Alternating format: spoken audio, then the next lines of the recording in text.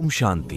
ये वीडियो आपकी हर तरह की समस्या को दूर करके आपके मन को शांत करेगा, जिससे आप जो भी काम कर रहे हैं उसमें आपका पूरा मन लगेगा। इस वीडियो को किसी शांत जगह पर बैठकर हेडफोन लगाकर आंखें बंद करके हमेशा जब भी आपको समय मिले तब सुने। अगली 12 मिनट केवल बताई गई बातों का अभ्यास करें और स्वयं पर ध्यान केंद्रित करें। ध्यान के दौरान साधकों के साथ होने वाले ऐसे कई अनुभव हैं जिनसे साधक डर जाते हैं।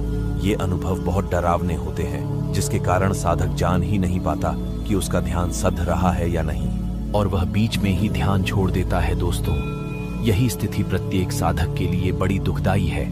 हर साधक ध्यान में अनुभव चाहता है, ध्यान की कठिन साधना करता है, परंतु जब उसे वास्तविक अनुभव होते हैं तब वह डर कर ध्यान छोड़ देता है, जिससे उसकी उठी हुई चेतना वापस नीचे गिर जाती है। दोस्तों, यदि आप ध्यान दें तो आप पाएंगे कि जितनी जल्दी आपके इस स्थूल शरीर में चेतना ऊर्ध्वाधर गमन करती है, उतनी ही जल्दी यह चेतना नीचे की ओर गिरने भी लगती है। यह समस्त ब्रह्मांड और इस ब्रह्मांड में उपस्थित समस्त चीजें हमें प्रभावित करती हैं।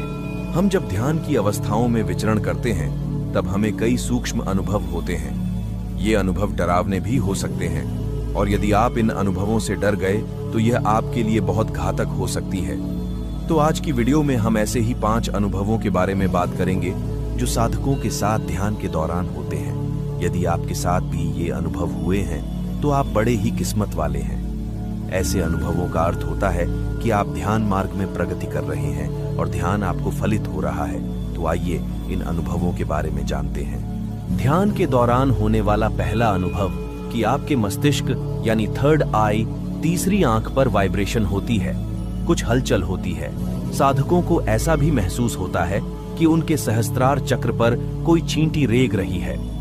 इस साधकों की ऐसी स्थिति भी हो जाती है कि उनकी आज्ञा चक्र पर इतना खिंचाव पैदा हो जाता है कि वे उसे बर्दाश्त नहीं कर पाते, सहज नहीं रह पाते, या स्थिति उनके लिए बहुत ज्यादा पीड़ादायक होती है। यदि ऐसा हो रहा है तो इससे आपको घबराना नहीं है। ऐसा इसलिए हो रहा है क्योंकि आपकी ऊर्जा शक्ति जागृत हो रही है। इसे ऐसे समझ सकते हैं कि हमारे इस स्थूल शरीर में बहुत सारी ऊर्जाएं विद्यमान हैं। जिस प्रकार इस ब्रह्मांड में सब कुछ मौजूद है, ऐसे ही हमारा यह स्थूल शरीर ब्रह्मांड का प्रतीक है। जो भी हलचल इस ब्रह्मांड में होती है, उन सब का प्रभाव हमारे स्थूल शरीर पर भी पड़ता है, जिससे न केवल हमारा यह शरीर प्रभावित होता है, बल्कि हमारा मन, मस्तिष्क और हमारी यह समस्त काया प्रभावित होती है। इस ब्रह्मांड में मौजूद वो सभी शक्तियां जब हमारे इस स्थूल शरीर में उपस्थित ब्रह्मांडीय शक्तियों से एकाकार होती है, तब हम घबरा जाते हैं, डर जाते हैं, क्योंकि हमें यह ज्ञान नहीं है जो शक्तियां इस ब्रह्मांड में उपस्थित हैं, वे सभी शक्तियां हमारे स्थूल शरीर में भी उपस्थित हैं। और जब यह ब्रह्मांड की शक्ति हमारे इस स्थूल शरीर में उपस्थित ब्रह्मांड की शक्ति से एकाकार होती है, तब हमारे शरीर की ये 72,000 नाड़ियां एक्टिव हो जाती है। इन 72,000 नाड़ियों में वाइब्रेशन स्पंदन होने लगता है, जिसके कारण इस स्थूल शरीर में उपस्थित 3 मुख्य नाड़ियां ईड़ा, पिंगला और सुषुम्ना सक्रिय हो जाती है। जब इन ऊर्जाओं का प्रवाह हमारे इस स्थूल शरीर में बढ़ने लगता है, तब सुषुम्ना, जो कि आध्यात्मिक नाड़ी है जिससे हमारी आध्यात्मिक जर्नी आगे बढ़ती है, वह सक्रिय हो जाती है, और उसके कारण ही हमारे इस मस्तिष्क यानी आज्ञा चक्र पर खिंचाव पैदा हो जाता है। तो यदि आपके थर्ड आई या मस्तिष्क पर खिंचाव पैदा होता है तो आपको डरने की आवश्यकता नहीं है।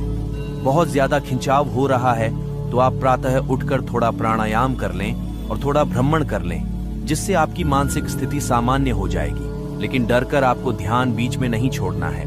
साधकों को होने वाला दूसरा अनुभव कि उन्हें ध्यान की अवस्था में बैठकर नाक सुनाई देता है, या घंटे की ध्वनि भी हो सकती है, शंख की ध्वनि भी हो सकती है, और कुछ लोगों को बांसुरी की ध्वनि भी सुनाई देती है, कुछ को डमरू की ध्वनि सुनाई देती है।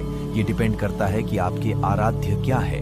यदि आप भगवान शिव को आराध्य मानते हैं तब आपको डमरू की ध्वनि सुनाई देती है। कुछ लोग श्री कृष्ण को आराध्य मानते हैं, इसलिए उनके मन में यह स्थिति पैदा होती है कि उनको बांसुरी की आवाज सुनाई देती है। अब ऐसा क्यों होता है?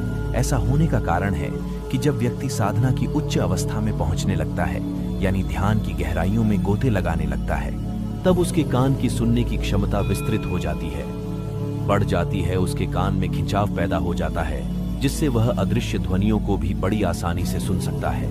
यदि आप ध्यान से सुनेंगे तो आपके इस स्थूल शरीर में अनगिनत ध्वनियां विद्यमान हैं। जिस प्रकार ब्रह्मांड में नौद की ध्वनि विचरण करती है, ऐसा साइंटिफिकली प्रूफ भी हो चुका है। नासा ने भी इस बात को प्रूफ किया है कि ब्रह्मांड की ध्वनि कुछ ओम की ध्वनि जैसी है। ऐसी ही ध्वनियां हमारे इस स्थूल शरीर में भी विचरण करती है और ये ध्वनियां अदृश्य होती हैं। हम लोग मोह माया के कारण इन ध्वनियों को नहीं सुन पाते, क्योंकि कभी हम खाली बैठते ही नहीं। हम माया कमाने में व्यस्त हो जाते हैं, जिसके कारण हम अपने शरीर की ध्वनि को नहीं सुन पाते। और जब हम ध्यान की अवस्थाओं में बैठते हैं, ध्यान सधता है, तब इस प्रकार की दुनिया हमें सुनाई देने लगती है। तो यदि आपको ऐसी ध्वनि सुनाई दे रही है तो आप ईश्वर की कृपा पात्र हैं। तीसरा अनुभव ये होता है कि जब साधक रात्रि में सोता है तो उसको अजीब अजीब से डरावने सपने आते हैं। कभी कभी उसे ऐसा महसूस होता है जैसे उसके सामने कोई खड़ा है, उसके पीठ पीछे कोई खड़ा है। ऐसी अवस्थाओं में आपको डरने की आवश्यकता नहीं, क्योंकि जो कुछ हो रहा है वह सही हो रहा है। ध्यान साधनाओं को करने के बाद आपने अपने आप को इतना शुद्ध कर लिया है कि इस ब्रह्मांड में उपस्थित तमाम सूक्ष्म शरीर आपसे संबंध स्थापित करना चाहते हैं। संबंध स्थापित करने का अर्थ है कि वे भी मोक्ष को प्राप्त करना चाहते हैं, और उन सूक्ष्म शरीर में उपस्थित आत्माओं को ऐसा लगता है जैसे कि यह शरीर है जो उन्हें मुक्ति दिला सकता है, भवसागर से पार ले जा सकता है। इसलिए आपने देखा होगा कि अच्छे व्यक्तियों से हर कोई संबंध रखना चाहता है, तो ये आत्माएं भी आपसे संबंध रखना चाहती है, आपके साथ इस भवसागर से पार होना चाहती है, मुक्ति पाना चाहती है। तो आपको डरने की आवश्यकता नहीं है। अब बहुत से ऐसे लोग कहेंगे कि जो लोग ध्यान साधना नहीं करते उनको ऐसे अनुभव क्यों नहीं होते। उनको अनुभव इसलिए नहीं होते क्योंकि वो अपना जीवन शोर में जी रहे हैं, उनको कुछ भी पता नहीं चल रहा है, और कोई बुरे लोगों से क्यों ही संबंध बनाना चाहेगा। इसलिए यदि आपके साथ ऐसा कोई डरावना अनुभव हो रहा है तो आपको डरने की आवश्यकता नहीं है, बल्कि यह ध्यान की और गहराइयों में आपको ले जाएगा। चौथा अनुभव है अपने इष्ट के दर्शन। बहुत से ऐसे साधक हैं जिनको ध्यान के दौरान उनके इष्ट भगवान के दर्शन होते हैं। अब यदि आपके साथ ऐसा हो रहा है कि आप सोते हैं अपने इष्ट भगवान के दर्शन कर रहे हैं या ध्यान की अवस्था में दर्शन कर रहे हैं, तो यहाँ आपके लिए बहुत अच्छा संकेत है। यहाँ आपको डरने की आवश्यकता नहीं है।